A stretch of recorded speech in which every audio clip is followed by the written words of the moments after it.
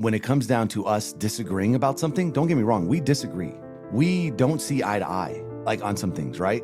But we communicate about it. And the difference between communication and arguing is how you approach the conversation. The better that you can communicate in your marriage and not point the finger and not place blame and not react emotionally and communicate in a different way, the person on the other end takes it a different way and they're able to respond back, not react back. Really, it just comes down to very few things. Like, A, do you respect the person you're communicating with? Even if they come to a different conclusion, you can still respect the conclusion that they came to. Welcome to the Vow Factor podcast. Oh, yeah. We are Richard and Haley Muchka. We are high school sweethearts, been married a little over a decade, have 4 small kids, run a small business. I don't know if you can call it a small business anymore. It's a small business. Run a business, and all those fun things. Oh, yeah. We are talking today about fighting fair and how to fight with your spouse. I think fair fighting should just not be fair fighting. I think you just put on the boxing gloves and go after You know it. what? Sometimes that's the most fair Let thing. the best man win. Why Funny not? story. When Rich and I, I think we were still dating, maybe probably in college, maybe even high school. Mm-hmm. Okay, so you guys have to understand, Richard is 6'2", and I'm 5'0". Super good looking. Don't forget that part. There's a really big height difference between the two of us. And he's like 200 pounds and I'm like $110, right? And I really, really, really, truly believed that I could defend myself and I could fight him off if I needed to, or fight a man off if I needed to. Yes. And I remember Richard telling me babe, no, you can't. And I was like, yes, I can. I am really strong. I'm little, but I'm strong. And he's like, babe, you cannot fight off a man. I promise you. And I didn't believe him until he literally was like, I'm going to show you. And we duked it out and I did not win. It was one of the most wild statements I've ever seen you say. I truly believed it. Because you had so much conviction in it. I did. I believed it. You truly thought, if somebody comes in here, I can handle my business. Mm-hmm. I'm like, no, you're 110 pounds. You're not a dude. Yeah. So I'm going to not recommend putting on the boxing gloves in that male-female arena. I can tell you it doesn't work so well. It's not good. No boxing gloves here. Yeah, please don't. And also another side note, Richard got his first tattoo this week. Oh man, I'm decked out now. He is super hard. They're now. never gonna believe what I got. So it was super date hard. night on Monday. We were at dinner and we were trying to figure out, okay, what are we gonna do after dinner? And it was like, you know what? Let's go get a tattoo. Why not? Let's go get a tattoo. So, do you want to show him? Oh yeah. I mean, do you want me to take off my shirt? If you must. You show him? Yeah. Oh, okay. Well. All right. What'd you get? Good thing I don't have to take off my shirt. I got a ring. He got his wedding band. Maybe the camera tattooed. can go right here. But yeah, it's I'll tell you what. This experience of a tattoo, I'm kind of scarred because it was a freaking ring. It's on my finger, the smallest tattoo you could possibly get, but it hurt. I don't know, man. I know. I had high for hopes. You, for those of you that have tattoos, I'm giving you kudos, man, because that hurts. I know. I had high hopes that Rich would maybe one day get a legit tat, and I think those hopes are gone. He was like, nope, I didn't like that. Unless somebody let us know, man. Unless the fingers just hurt drastically more than everybody everywhere else or something. I don't know. Steven's one of our closers yesterday. He's like, dude, you got it on the finger? He's like, that had to hurt. I'm like, oh, I'm glad you said that because it did. Oh, that's so funny. Okay, so, anyways, yeah. Let's get going. So, fighting fair. Fighting fair with your spouse. Now, I think one really important thing to know to start this whole thing off is, in the very, very first episode, if you go all the way back and listen, one of the questions that we asked each other was what is your goal with this podcast? Yes. Do you remember what my answer was? Your answer with the goal with this podcast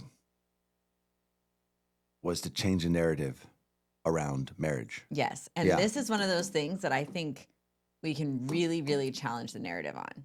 Yeah, 100%. Because there's this weird thing that people say. Yeah, we've heard it. And I really think people believe that if you don't fight in your marriage, then that's a bad sign. It's a sign of an unhealthy marriage, and the two people just don't care anymore, so they don't fight anymore. Yeah, they don't fight anymore. I've heard that. And I want to challenge that narrative that is not true, and that I think that the reason that started, that people clung to it so hard, is because it almost like excuses their own behavior for their inexcusable arguments that they have with their spouse. I'm like, oh, that means we're healthy. It's like, no, it doesn't. There's never a situation where demeaning and yelling at your spouse is healthy. Like, I'm sorry, it's just not. And so 100%. That's a narrative that I really want to challenge and tell you, like, hey, you can of course have discussions and like disagreements, but if they're turning ugly, you're deluding yourself to tell yourself that means you're healthy. That's insane. I think you just got to change the wording. Like, I would agree with this statement. If you're not having conversations with your spouse, then yeah, your marriage is probably not in the right direction. Absolutely. But to say that you're not arguing with your spouse, if you don't have conflicts in the marriage, then there's probably something wrong. I don't know. I don't buy that one. No, I don't buy that one. one. And I know it's not true, just from personal experience. Yeah. So yeah, 100%. I've heard that multiple. And here's and you know how it is. Like, if you hear that and then you believe it, you will have it. Right. Like, that belief will make sure that your marriage has conflicts and arguments, because you're like, oh, well, we're healthy. We argue. Mm-hmm. You know, I don't know. Yeah, that's tough. Yeah. And so I would say, there's a lot of things in marriage that we don't do perfectly and we don't do well, but this is an area that we are pretty good at. We're very good at it. We're very good at it. So what does conflict look like for us? What is like, so I guess, do we fight? We don't use that terminology. Mm-hmm. Like, I think people have to be careful with the words that they use. Mm-hmm. All right. So we never say we argue, we conflict. Like, we have these, we just try to communicate. We try to have conversations. And I think when it comes down to us disagreeing about something, don't get me wrong, we disagree. Mm-hmm. We don't see eye to eye, like, on some things, right? But we communicate about it. And the difference between communication and arguing is how you approach the conversation. Mm-hmm. And I think that maybe for the podcast maybe that's where the focus goes, because the better that you can communicate in your marriage and not point the finger and not place blame and not react emotionally and not call each other different things and communicate in a different way, the person on the other end takes it a different way and they're able to respond back, not react back. Mm-hmm. Because then if you get in this game of reacting over and over and over, it's like all of a sudden you just had a laundry issue that now turned into like your mother's the worst thing I've ever seen. Right. Yeah. You know what I'm saying? Yeah. And it can blow up fast if you don't know the skill of communication. So I think that's maybe what we can do on this podcast. Is not saying we're the best at communication or we're not the gurus in communication, but we found a way to communicate that is fair. Right. Right. Yeah. And I think really it just comes down to very few things. Like, do you respect the person you're communicating with? Yeah. And if the answer is yes, even if they come to a different conclusion. Yeah. You can still respect the conclusion that they came to. Yes. 100%. So that's one thing. Another thing is, like, this is basic elementary. Everyone's heard this, but like, address the issue, not the person. 100%. Right? That's a big one. That's a huge one. And it's hard for people. Give an example, though. I think people need examples. And give an example of maybe something that we've had where you accuse the thing, not the person. Okay, so kind of an ongoing issue for us, right? Yeah. Is like, I will make dinner, I'll clean up the kitchen, and like literally while I'm cleaning up the kitchen, you'll come in and make something, eggs or oatmeal or whatever. And I'm like, babe, and I'll tell you, babe, please, like, clean up after yourself when you're done. Yes. And it's almost like you don't know what that means. Like, it just doesn't happen, right? Yeah. And yeah. So, okay, so we can talk about the issue, like, babe, can you please clean up your dishes, whatever. Yes. Or you could say, like, you don't respect me at all. You don't care about anything I do in this house. You just want to come make a mess whenever I'm cleaning up. Now you're talking about the character of the person. 100%. And you're trying to assume their intent instead of just talking about the issue. Yes. Our son can have a hard time with this, right? We're kind of trying to coach him through this, but 100%. If, as a parent, I discipline him and he doesn't like it. You're the worst mom ever. Yeah. It's like, hey, son, you can say, you know what, Mom, I don't think this was fair. I don't like, maybe we could do this instead of this, whatever, instead of having to attack me as a person. 100%. So that's something we're working on with him. Yes. But that just goes to show you the human nature of things, right? He's just learned. Well, yeah. And here's the double side of it. So, for example, when you say, Rich, you didn't take out the trash. Can you please remember to take out the trash? That's you commenting on the thing. Now, if you wanted the trash taken out and you would have done the other approach where it's like, Rich, you never listen to me. You're always just in your own head and you don't care what I say. Not only in that situation, are we going to have an argument because now I'm going to get defensive. Mm-hmm. But the second thing is it's not effective. So you're not going to get me to take out the trash next time. Right. Do you get what I'm saying? Because what we're all after is in any type of situation where we're conflicting, arguing, what we're really looking for is a behavior change most of the time.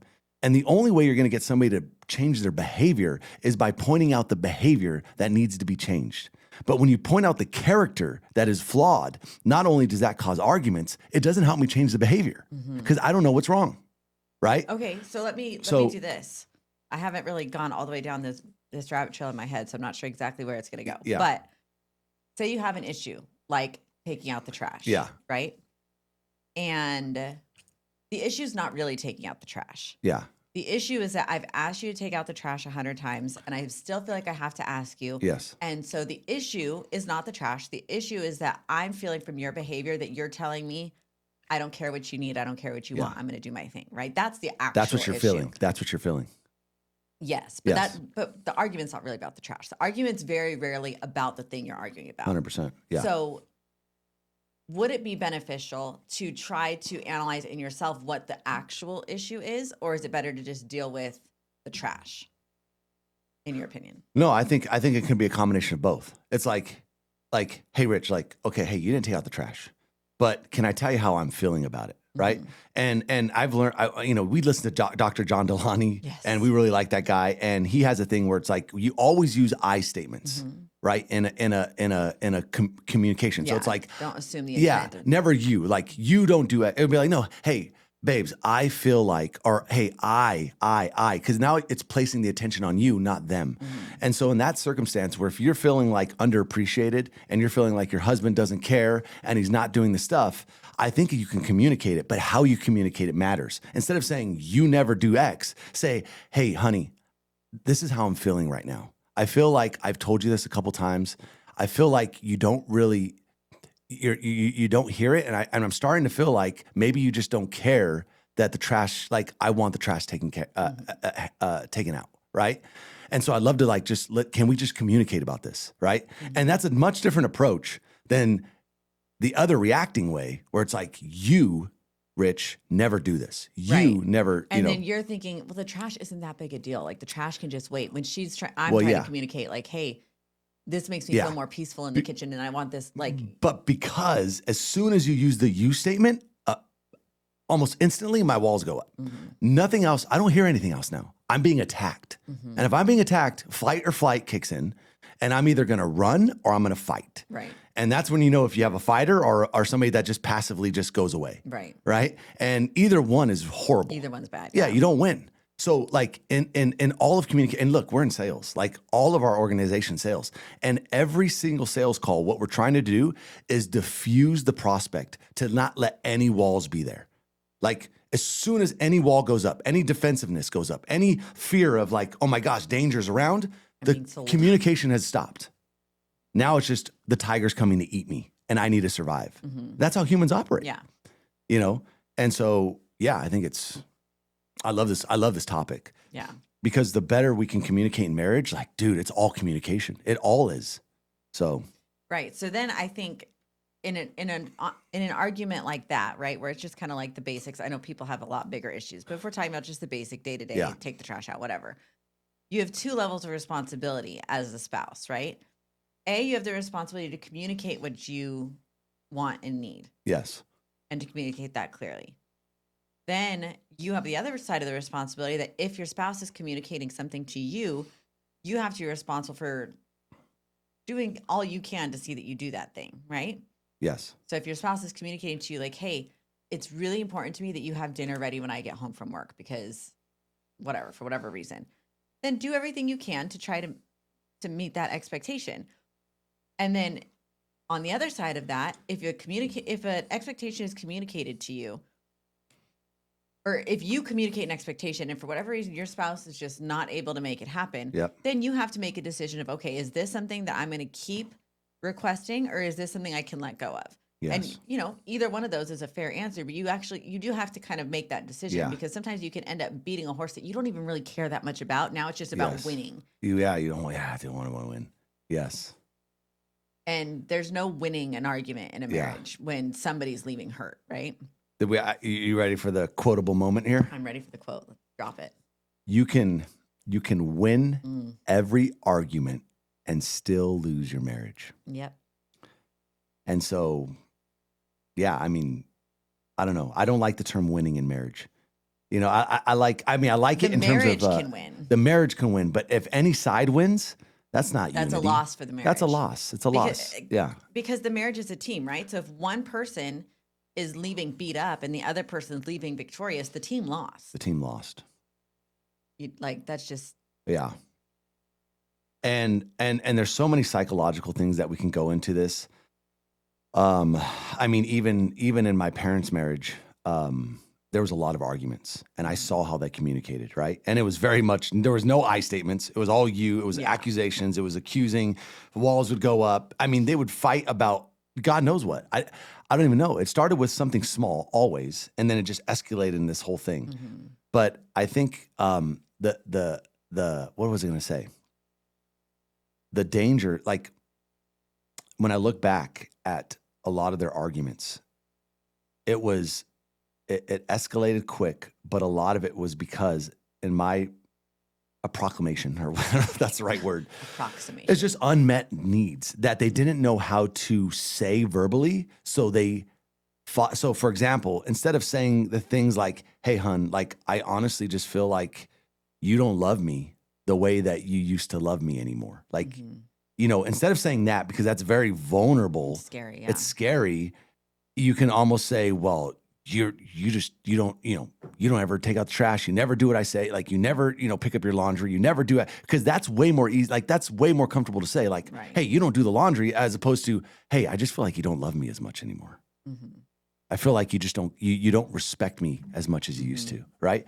And so I think that's the dangers in marriage is, if you take a couple, like if you peel the onion back, so the laundry is like the outer shell of the onion, but as you keep peeling the onion back, you're going to go one layer deeper. And at the end of the day, most stuff, I feel like, is because there's some type of emotional, physical need that is just not being met. Mm-hmm. And if you were to just really look at that and, hey, how about we have a conversation around that, as opposed to the laundry or the stuff that maybe, it does matter, but it's not stemming from that. You know? But like you said, communicating your desires is a lot more vulnerable and a lot scarier because if you get vulnerable and communicate to your husband, like, hey, I really want to spend more time with you. And he says, nah, I don't really care. That's a lot more painful than like, hey, take out the trash and you didn't take it out. Oh, 100%. You know what I mean? Like, you're opening yourself up to hurt that way. So 100%. As a spouse, in order to have your spouse be willing to communicate with you, you have to hold that vulnerability so gently and be very, very careful with it. Yeah, because you can lose the trust. Oh, yeah. And if you lose that, then you're just going to have a bunch of stupid arguments that escalate or nothing. 100%. So what would you say most of our arguments are around? So like on a given day, I mean, maybe some people wouldn't like believe this, but we really don't argue. We really, truly don't. And so, and again, like, I think, I was taught early on by a mentor of mine, and he said that, and I don't know if you remember this, but Braden, our nephew, he was turning 18 years old, and his dad wanted all of us to go up and say something to Braden. All the men, to kind of give him a piece of advice that you wish you could have told yourself at that age. And the piece of advice that I gave Brady, and I learned this from a mentor when I got into my first sales job. And he said, Rich, he said, there's two ways about going throughout life. You have the man that's going to respond, and then you have the man that's going to react. And the men that react in life have a very hard life. Mm-hmm. And the men that respond in life have a much easier life. And the only difference between responding and reacting is emotions. Mm-hmm. I mean, it's your emotions. Your emotions get in the way of you giving taking in the information, receiving it, and then giving a response back, as opposed to taking in the information and then emotionally reacting to the situation. Mm-hmm. And that was my advice to Brady, because I do feel like, as a man, if you are a man that does not respond, you're going to have chaos in your life, mm-hmm. in your marriage, in every relationship. It's always going to feel like chaos. And that advice has served me well. Mm-hmm. You know? Yeah. Oh, what was the original question you asked? You asked something. Well, what do we normally argue about? Oh. Like, you know. Yeah, we really don't. And that's just the honest truth. And I think that boils down to a couple things, in that, A, we have a very high level of respect for one another. Yeah. B, and this is something that Dr. John Deloney says, but like, you should always approach a conflict with curiosity, right? And try to figure out, how did you come to that conclusion? Like, I came to this other conclusion. How did you come to that one? Yeah. Instead of like, oh my gosh, you're such an idiot. I can't believe you thought that. Like, no, it's clearly this. Yes. Okay, that's obviously not an effective way to communicate. But if you genuinely are curious about if you believe your spouse is a good person, mm-hmm. that came to his conclusion honestly, however it was, and you just want to know how that happened. Yep.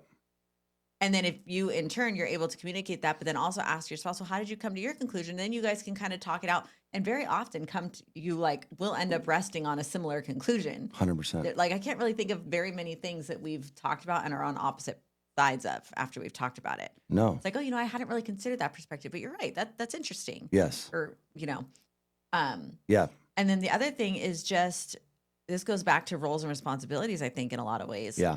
In that, because I can think of one conflict that was somewhat uncomfortable, and that was when you wanted to rent the building to the business that I wasn't comfortable with. Yeah. And it was a cannabis shop. It was a cannabis dispensary, and I just, do what you want to do. Yeah. I was not comfortable with the business. Yeah. But at the end of the day, I know that business, leadership, financial decisions fall into Richard's roles and responsibility category. Yeah. And so I had to trust his judgment and say, you know what?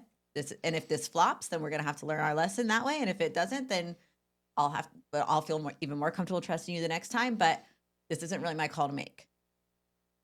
And you kind of you have to, I think, in a marriage, you have to realize where your gifting is and where your partner's gifting is. And you don't have to be the one making every call. And you don't have to be the leader and the decision maker in every call. Let your spouse lead where they lead. And when it comes to things with the kids and what curriculum to use for homeschool, I lead there and I make that decision. That's right. And you allow me to do that. And so that avoids a lot of conflict, I think, where we know people where they are going to talk about everything, and every couch they get is an argument because I don't really understand it. But yeah, we do know people like that.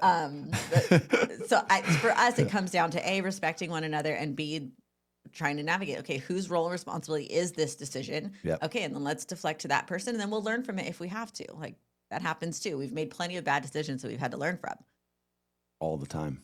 But then also when those kinds of things arise, it's not oh my gosh, you're such an idiot. I can't believe you led us this way. Look what this did to us.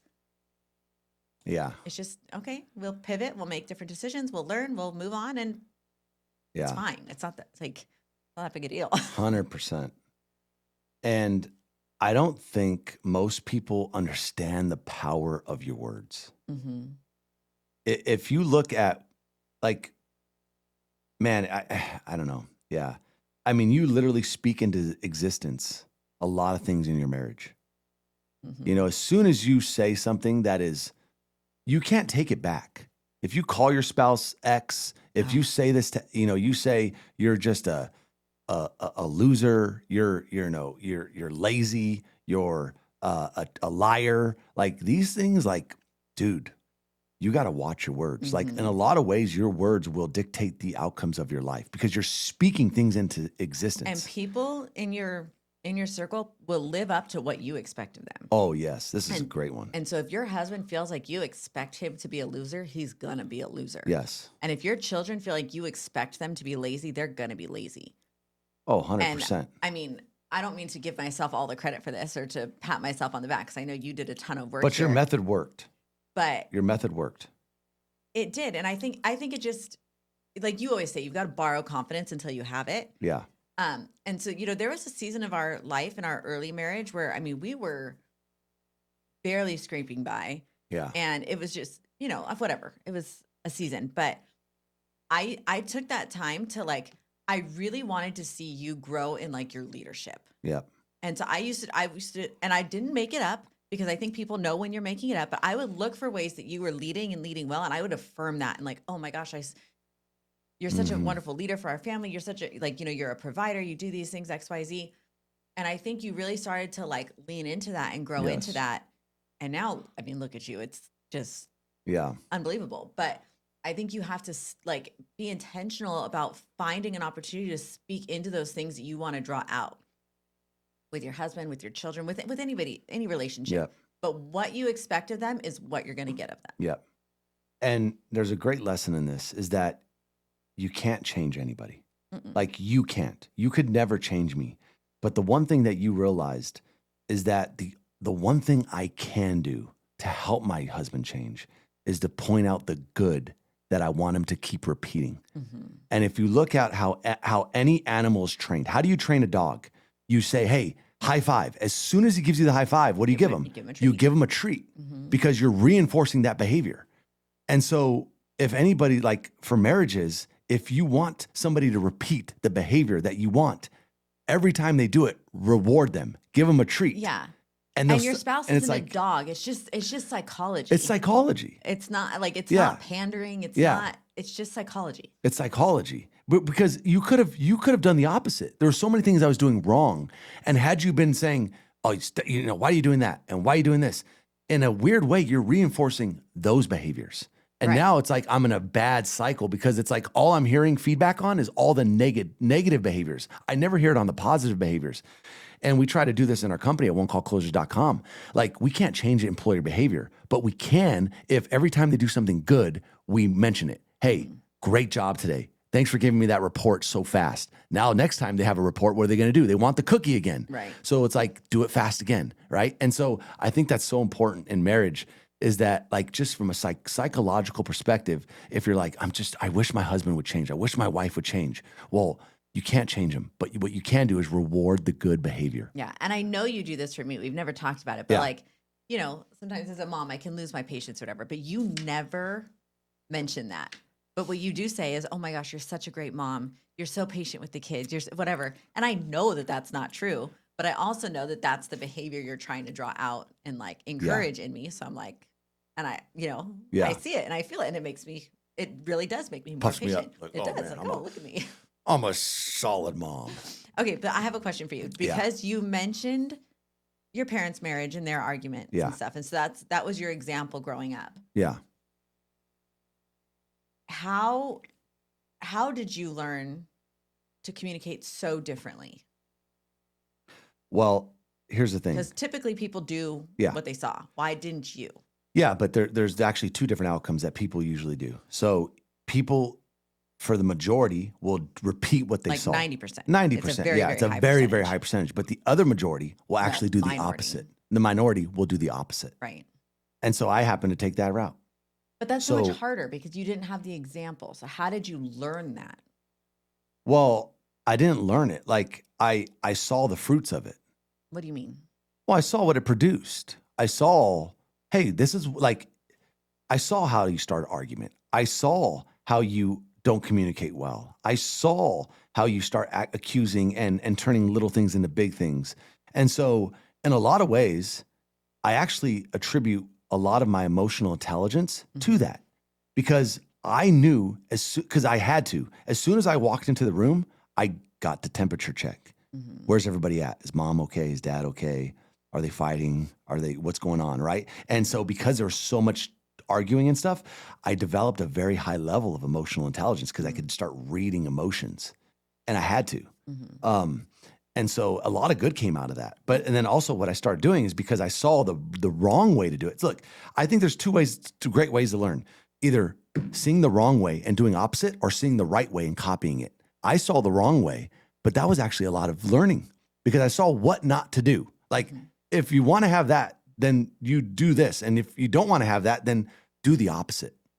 And Charlie Munger and Warren Buffett have the inversion principle. So a lot of people have a hard time. Like if I were to ask you, how do you have a great marriage? Right? That's it's a hard thing to ask. It's like, well, how to have a great marriage? Well, you probably communicate better. You know, you'd have to think about it. But if I were to ask you, how do you have a horrible marriage? Well, that becomes so much easier. It's like you wouldn't pay attention to your spouse. You wouldn't communicate at all. You wouldn't have sex. You wouldn't compliment them. You would tear them down. Like it's so much easier to give the negatives. Well, it's like, okay, then if that's how you have a horrible marriage, just do the opposite to have a great marriage. Right. Right. And that's what I did with my parents. Like that's how I learned. I knew what not to do and I just did the opposite. Was that the question? That was the question. Yeah. But so would you say it was just kind of, it fit your nature? Like, how did you actually learn how to communicate? You learned how not to communicate, but that's like this little sliver. And then how to communicate is still so big. How did you learn how to do that? I think by inversion. Just inversion. Inversion, yeah. Do the opposite. I did the opposite. Okay. Do you know what I mean? Yeah. Like, I think that's really the answer. And also, too, I mean, my dad was a good communicator. My mom, actually, they both are very good communicators, just not with each other. Right. But off the field, they were actually both pretty good communicators. Yeah, it's funny. You know? And so I think I also took a lot of good examples of communication. My dad was kind of in sales and I saw him in sales calls and interacting with people and energy and emotion. And I got to see my mom. My mom's a closer, you know that. Yeah. She can get anybody to do anything. And so off the field, they're actually very good communicators. Yeah. Just with each other, they weren't. So I got to see the best of both worlds, I guess you could say. Interesting. Yeah. I got the best of both worlds. Yeah. And I think I just copied what I liked and I just did the inverse of what I didn't. Interesting. I mean, that would be a really interesting psychoanalysis. We're not going to do it here, but it'd be interesting. Yeah. So, yeah, Tony, I don't want to go back to Tony Robbins, but if you ever listen to his story, his mom abused him as a kid, but he says, that is the greatest thing that ever happened to me. He's like, the reason why I'm such a loving human is because my mom beat the crap out of me. And if you think about it, what is he doing? He's doing the inverse. He's just like, I wouldn't know how to love like this if I hadn't had a mom that just was so bad. So I love my mom. He's like, I love my mom. I have nothing. She did me the best gift in the world is she made me into this loving human being that just wanted to do the opposite. Yeah. You know, I think that's a powerful way to go about it. It really is. It really, really is. Yeah. And like, it kind of goes back to the in-laws episode we did a couple weeks ago, but you know, where you can either be upset that, oh my gosh, Richard grew up with so much fighting and I can't believe that must have been such a chaotic household and I feel so terrible. Or you know what? I can really appreciate that because that was part of what made my husband who he is and gave him the communication skills it gave him. And I'm really thankful for that. Yep. You know, you have to choose which way you're going to look at that. And one of them's empowering and one of them makes you the victim. And never choose the path that makes you the victim. 100%. Never choose that path. 100%. 100%. And so, you know, for the audience, I think, you know, what we've kind of just talked about is like, criticize the thing, not the person. Not character. Yeah. So for example, just another example, I would never say you're lazy. I would say, hey, you don't, like, every time you don't do the laundry, like, can you please do the laundry? Right. But I would never say you're just lazy. Right. So that's number one. Number two is respond versus react. And so anytime emotions get in the way and they cloud your response, that is a reaction, not a response. And then the third thing we kind of went over is I statements, not you statements. I feel like this. I'm kind of feeling like this. Hey, I feel like, you know, right now in this moment that you're just not really listening to me and and that's making me feel a certain way. So let's talk about that, right? So then those three things alone will improve your communication drastically. And then what was the fourth thing I was thinking about? I can't remember. But shoot, I can't remember. Yeah. Well, why don't we do a quick role play? Like, what would a discussion, a disagreement, a conversation look like for us? What would that look like? How would we approach that? Well, give me an example. I'm trying to think of something we've had recently. You know, I think trash is actually a recent example. Okay, let's do the boys and their video games, right? Boys and video We've games. talked about video games before. I hate them. Richard loved them growing up. Our boys enjoy them, right? Yeah. So how let's do that conversation. The boys in the video games? Yeah. Okay. Well, you'd probably start it like, hey, I don't like the boys or, Okay. So I'll start. Babe, I get really frustrated with these video games. I feel like it's hard to get the boys to do anything else. And it takes up so much of their mental capacity, and they get a lot more aggressive when they're playing video games. And I really don't like it. I really don't think they should play. Yeah. Well, but I also know that you really enjoy them growing up. So tell me about your experience growing up. What was your experience like? Well, I mean, I played I loved video games as a kid, and I have a lot of great memories playing games as a kid. And so, but I did take it too far. I mean, I took it too far. I got addicted to it. It was definitely something that became a crutch in my life, not like something that was making me better at some point. So I think there's a happy medium there, right? I think there's a point to play games. I think there's a time to stop games. And then what I would say back is like, well, what are your thoughts on it? Like, what, in an ideal world, what would you want to do? Well, I'm just really not comfortable with it all. I don't like them. I don't think they should play at all. But I think if we can come to an agreement of like how much time they play and how much you are able to monitor them, because I don't really understand them at all, like maybe we can come to some kind of an agreement. Yeah, for sure. So yeah. And then from there, we would come up to an agreement. Right. So the agreement we came up with is, okay, they can have 2 hours a day, and you need to monitor the chat and all of that kind of stuff and who they're talking to and all that. Yeah. And then bang. I mean, we just recently had this discussion. Yeah. And it's like, but that's a discussion that easily could turn into, well, I can't believe your mom let you play games growing up, but that was so stupid. And that could easily turn into something way more than just. And you're going to feel it. I felt, even in that conversation, I felt that internally. And I think that's the hard part, is that you're battling emotions, because part of me's thinking that in my head, I'm like, well, games, like, dude, I was allowed to. I love games. Like, games did a lot of good for me. I'm thinking right now, like, games did a lot of good for me. I learned computers. If I didn't know games, I wouldn't have got technical skills, and I wouldn't have learned how to build funnels and do what I do in my work. And so part of me wants to get a little defensive, like, seriously. Mm-hmm. But I think that's the game in communication. It's being able to internalize those feelings and just taking a step back. And then also, like, I mean, this is kind of a woo-woo thing, but like, if you can actually observe yourself. So imagine you're here, you're thinking, but you can see yourself, observe yourself. I think that's a powerful thing, because now you have another party that is observing how you're thinking and how you're feeling right now. And if you have somebody observing it, then you can identify it and you can change it, And I think that's the key. Like, cause I'm dead serious. When we were having that conversation, part of me wanted to get defensive. Mm-hmm. And say, like, well, why can't the kids just play? Like, I did great things with computer games. Like, that's part of how I want to respond. But again, I think that little brain out here that's identifying it, I'm like, no, okay, let's just take a step back. How can we respond to this in a more logical, like, better way? Well, and I think also approaching with curiosity and assuming the best of your spouse, which we talk about all the time, right? I know that your desire is to be a good dad and to lead our children well. Yeah. And you know that my desire is to be a good mom and to lead our children well. So we both want the same thing. We are on the same team with this. We are on the same team. And so my desire for them to never play video games is not because I want to ruin their life. And your desire to allow them to play video games is not because you want to ruin their life. So how can we come together? Yeah. And come to some sort of a compromise or something that everyone feels good about? Yes. But we're leading with curiosity. And we're assuming the best intent. And you're assuming the best intent. Another big thing to this is that this is like the unspoken, because if you look at communication, 55% is body language, 37% is tonality, and only like 9% is words. Mm-hmm. So whenever you're approaching your spouse, like, there's so many times where I'll hear you say something, but again, the words are the words.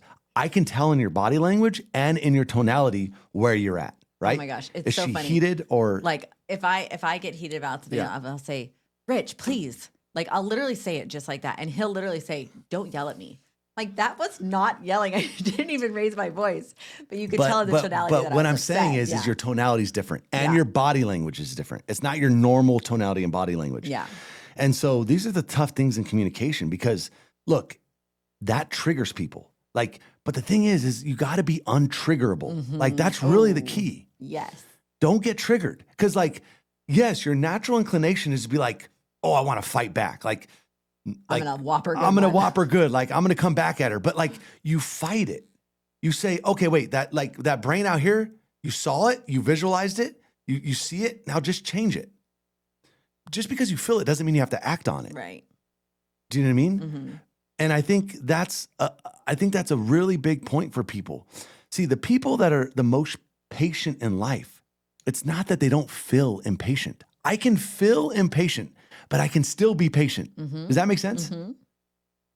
So like, and then, but you don't judge yourself off your thoughts. You judge yourself off your actions. And so it's okay to feel it. It's okay to think it. It's okay to say, my wife is just a freaking bozo. Like, why is she doing this? It's okay to think it. But when you go to respond, it's not okay to respond. Right. So the way I've heard that said before, which is so powerful, is it's the second thought that you're responsible for. The first thought, you have no control over. Let it just pass through. Right? So like, for example, you're walking down the street and you see a good looking guy and you notice him. Hey, that guy's good looking. Yes. Yeah. Normal human That's the first observation. Thought. That's the first thought. That's the first thought. If you allow the second thought to go like, wow, I wonder what he's like in bed. Well, now you're responsible for that thought and that is unacceptable and not 100%, okay. 100%. And if you hold that thought captive and say, okay, yeah, he's good looking. I hope he lives a great life and move along with your life. You're responsible for the second thought. That's right. I never thought about it like that. I got chills with that. Ooh. I got chills because it's in the Bible. What is that? What's that verse? You just said it. Hold every thought captive. Every thought captive.